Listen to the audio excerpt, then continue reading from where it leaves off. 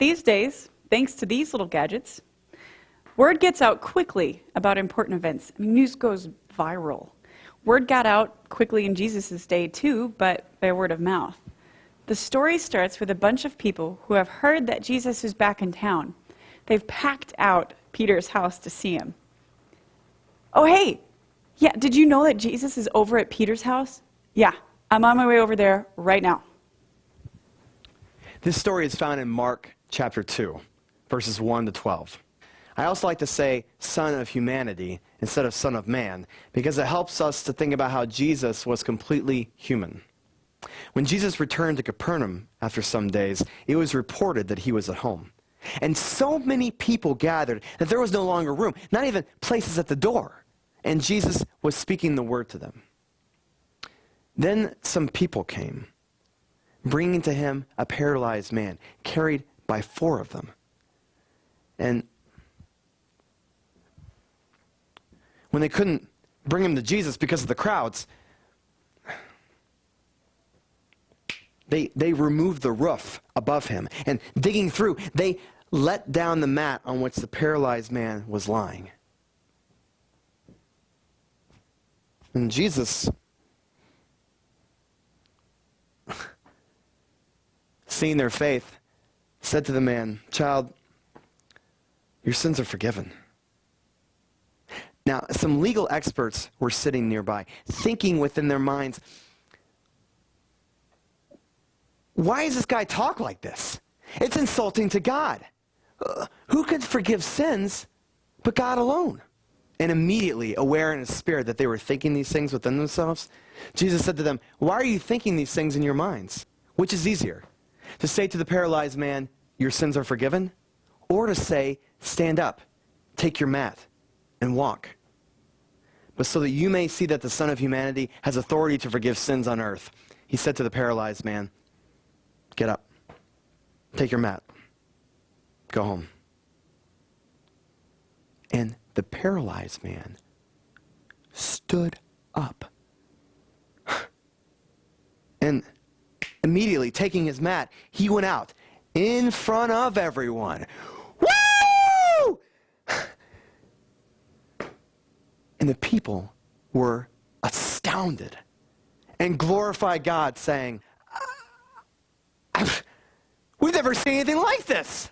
Some friends that guy had tore up a roof to get him to Jesus. That's the kind of friend I want to be, and the kind of faith I want to have. To learn this story, we'll focus on the setting of the story and where the characters are in relation to one another.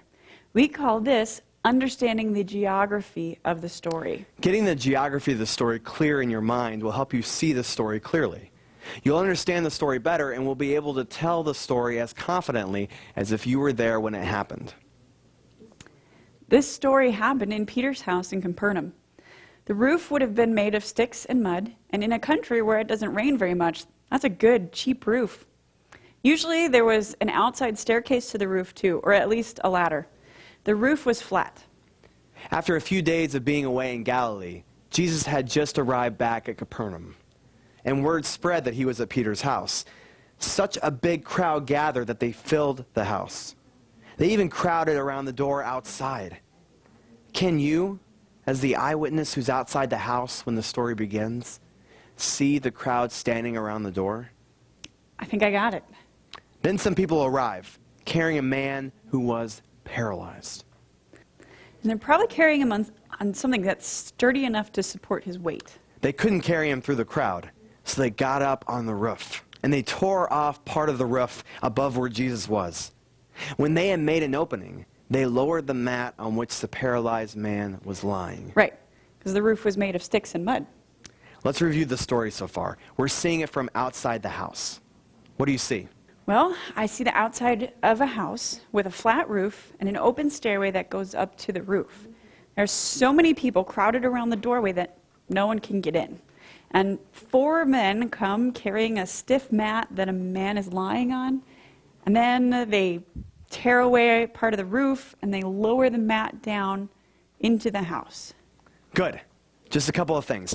The Greek text says that some people came. It doesn't say they were all men. And there were likely more than 4 in the group, because it says some people came and 4 of those people were carrying the man on the mat. Can you change the picture in your head? Yeah, got it. Thanks. So what's next? Now, this next part of the story involves some opponents of Jesus, experts in the religious law. In movies and TV around the world, whenever the hero interacts with his or her opponents, the hero is almost always on the right of the screen, and the opponents are on the left. So you'll notice that's where I'm going to place Jesus' opponents in the geography of this story. But when we're facing you, the audience, we have to see the experts in the law on our right, and Jesus and the paralyzed man on our left. Tricky. That way, even people who don't yet know that Jesus is the good guy will get the message. Back to our story. The tension is building. Can you feel it? I mean, there's this crowd, this paralyzed man and his friends who've dug through a roof of Peter's house to get the man to Jesus. Jesus has just said something that's not just surprising, it's shocking. It shocks the teachers of the religious law who are watching this. And he's just told the paralyzed man that his sins are forgiven. The religious system had special things you had to do in order for your sins to be forgiven by God. And this man hadn't done them yet. And still Jesus has told him that his sins are forgiven. They are angry. Somebody's going to lose this contest, and I don't think it's going to be Jesus.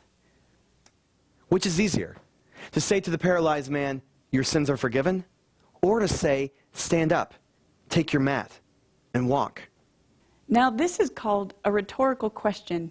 He didn't expect them to answer it. He used this question to make them think. Only someone with God's power and authority could say either, your sins are forgiven, or get up, take your mat, and walk, and have it really happen. On the other hand, it's easy to say your sins are forgiven because nobody can ask God to find out whether they are really forgiven. What do you think? What would be easier to say to a paralyzed person?